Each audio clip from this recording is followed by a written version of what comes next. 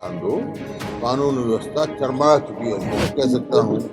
हरियाणा में वही सुरक्षित है जिसको कोई मारना नहीं चाहता। सुरक्षित है कल 11 तक में तो दिन दहाड़े की केंद्र की जो गृह मंत्रालय की रिपोर्ट है उसमें हरियाणा प्रदेश पूरी देश में सबसे ज्यादा असुरक्षित है। और इसी वास्ते हमने फैसला किया है कि विधानसभा का सेशन चलते ही हम एडजॉर्नमेंट मोशन लेके आएंगे, काम रोको प्रस्ताव लाएंगे और कानून व्यवस्था पर डिस्कशन करेंगे। बीती शाम रोहतक में हुई गैंगवार की घटना और लगातार पनप रहे संगठित अपराध को लेकर नेता प्रतिपक्ष भूपेंद्र सिंह हुड्डा ने सरकार को सड़क से लेकर सदन तक घेरने का मन बना लिया है। जी हां, हुड्डा ने बढ़ते संगठित अपराध पर गहरी चिंता जताई और दो टूक शब्दों में कहा, हरियाणा में कानून व्यवस्था पूरी तरह से चरमरा गई है। जहां देखो मर्डर, लूट जैसी वारदातों ने आम लोगों में दहशत फैला रखी है।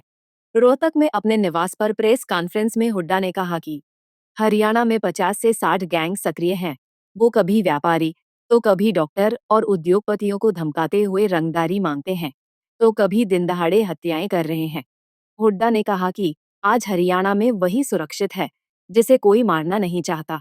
ऐसे में अब कांग्रेस पार्टी बजट सत्र में काम रोको प्रस्ताव लाकर विधानसभा में सरकार से जवाब मांगेगी और यदि जरूरत पड़ी तो सड़क पर भी आंदोलन किया जाएगा। देखिए, आज प्रदेश में जो कानून व्यवस्था बनी हुई है, हर आदमी असुरक्षित है। और यहाँ तक कह सकता हूँ, हरियाणा में वही सुरक्षित है जिसको कोई मारना नहीं चाहता। अनवांटेड आदमी नहीं तो कोई भी अपने आप को महसूस नहीं करता है सुरक्षित है। कल 11 तक में तो दिन दहाड़े किस प्रकार का हुआ, उससे पहले एक अखबार में बोले 3 मर्डर हो लिए 4 दिन में, एक के बाद एक में। हम शुरू से कह रहे हैं भाई, कानून व्यवस्था की तरफ ध्यान दो। कानून व्यवस्था चरमरा चुकी है हरियाणा में। और आज मेरी रिपोर्ट, मैं नहीं कह रहा हूँ, केंद्र की जो गृह मंत्रालय की रिपोर्ट है उसमें हरियाणा प्रदेश पूरी देश में सबसे ज्यादा असुरक्षित प्रदेश, ये परिस्थिति है। और इसी वास्ते हमने फैसला किया है कि विधानसभा का सेशन चलते ही हम एडजॉर्नमेंट मोशन लेके आएंगे, काम रोको प्रस्ताव लाएंगे और कानून व्यवस्था पर डिस्कशन करेंगे, उनसे रिपोर्ट मांगेंगे सरकार की। बड़े जोर शोर से मुद्दा उठाएंगे क्योंकि हर आदमी अपने आप, ऑर्गेनाइज क्राइम चल रहे हैं। अरे क्राइम तो हो जाते हैं, अनऑर्गेनाइज क्राइम तो नेचुरल है। भाई भाई का झगड़ा हो गया, क्या नाम, मकान मालिक का किराएदार का झगड़ा हो गया, कोई एक्सीडेंट हो गया, इस प्रकार से है। टेनेंट और लैंडलॉर्ड का हो गया। ये जो है अनऑर्गेनाइज क्राइम है, जो पर सडन प्रोवोकेशन का हो गया कोई।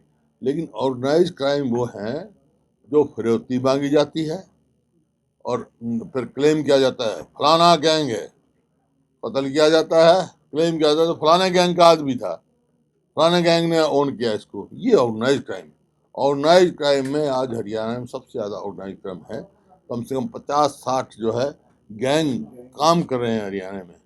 तो उनका सफाया नहीं होगा, उनको उनसे छुटकारा नहीं मिला जाएगा, उनको उनका डर नहीं होगा। इसका मतलब किसी को डर खौफ रहा ही नहीं। किसी को सरकार, ऐसा प्रतीत होता है सरकार नाम की चीज कोई नहीं। हर आदमी अपने आप में सुरक्षित महसूस है, फ्री फॉर ऑल हो रहा है। जो जिसकी मर्जी फिरौती मांगे, जो जिसके ऊपर क्राइम करे, कोई वो नहीं।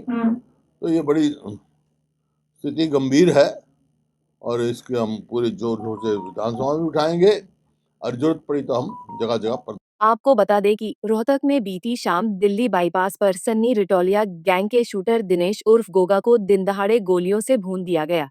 बताया जा रहा है कि हमलावर हिमांशु भाऊ गैंग के शूटर थे।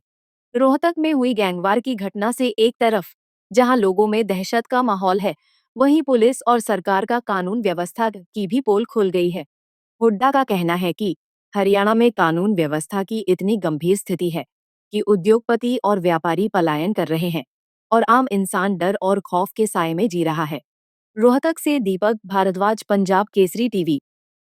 हमसे जुड़े रहने के लिए हमारे YouTube चैनल को सब्सक्राइब करें और नई वीडियो की नोटिफिकेशन के लिए बेल आइकॉन को दबाएं। अगर आप ये वीडियो Facebook पर देख रहे हैं तो लाइक जरूर करें और ज्यादा से ज्यादा शेयर करें। धन्यवाद।